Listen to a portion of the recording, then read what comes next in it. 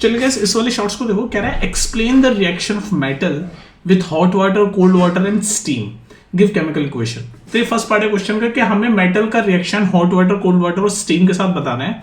उसका second part कह रहा है name to metal which do not react with any form of water, मतलब ऐसे मेटल्स बताओ दो जो किसी भी फॉर्म ऑफ वाटर के साथ रिएक्ट नहीं करते, चाहे वो कोल्ड वाटर हो, चाहे हॉट वाटर हो, चाहे स्टीम हो। ठीक है, तो पहले फर्स्ट पार्ट ऑफ क्वेश्चन करते हैं कि अगर मेटल आपका हॉट वाटर के साथ रिएक्ट करता है, कोल्ड वाटर के साथ रिएक्ट करता है, स्टीम के साथ रिएक्ट करता है, तो क्या होता है। जैसे फॉर एग्जांपल कोल्ड वाटर का अगर मैं एग्जांपल लूं, कोल्ड वाटर,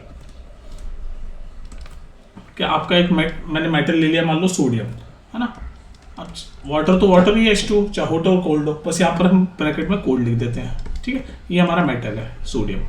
तो मेटल को जब कोल्ड वाटर के साथ हमने रिएक्ट किया तो क्या बना, सोडियम हाइड्रोक्साइड बन जाएगा और हाइड्रोजन गैस इवॉल्व होगी। इसको बैलेंस आप कर लेना। जैसे बैलेंस कैसे करोगे आप, बैलेंस आपको करने के लिए यहाँ 2 लगाना पड़ेगा।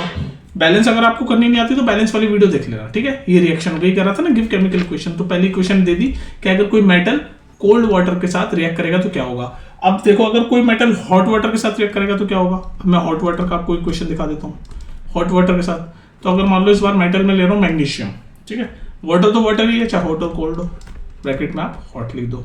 तो मैग्नीशियम को जब मैं हॉट वाटर के साथ रिएक्ट करूंगा तो क्या बनेगा, मैग्नीशियम हाइड्रोक्साइड बनेगा और वही हाइड्रोजन गैस आपकी इवॉल्व होगी। इसको भी आप बैलेंस कर लेना, यहाँ पर 2 डालोगे तो ये बैलेंस हो जाएगा।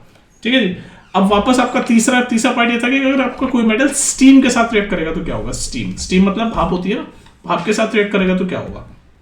तो इसके लिए जैसे मैंने आयरन नाम का एक मेटल ले लिया और उसको स्टीम भी क्या है, वाटर ही है, बस यहाँ ब्रैकेट में स्टीम लिख दो आप, स्टीम। तो इसके साथ जब रिएक्ट करोगे तो क्या बनेगा, FeO यानी कि आयरन ऑक्साइड बन जाएगा और हाइड्रोजन गैस इवॉल्व हो जाएगी। ठीक है, इसमें आप और भी चीजें देख सकते हो कि अगर आप मतलब फेरिक, ये जो आयरन ऑक्साइड बना है किस टाइप का बना है। जैसे आयरन ऑक्साइड बना है फर्स्ट टाइप का, एक होता है आयरन Fe2O3, तो ये आयरन 2 टाइप का बनेगा। एक होता है Fe3O4, ये आयरन 3 टाइप का बनेगा। अगर ये चीज कंफ्यूजिंग लग रही है तो आप पहले आराम से वीडियो में देख लेना। यहाँ पे शॉर्ट्स में आपको समझा रहा हूँ कि अगर मेटल स्ट्रीम के साथ रिएक्ट करेगा तो ये फर्स्ट वाले आप सिंपल वाला भी देख सकते हो कि FeO यानी कि आयरन ऑक्साइड और हाइड्रोजन गैस इवॉल्व होगी।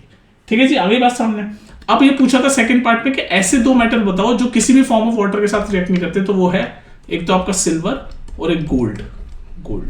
तो आपको पता है सिल्वर और गोल्ड किसी भी वाटर के साथ रिएक्ट नहीं करता। अदरवाइज हम सिल्वर गोल्ड पहनते पानी के साथ रोज नहाते तो उनका कलर उतर जाता है ना।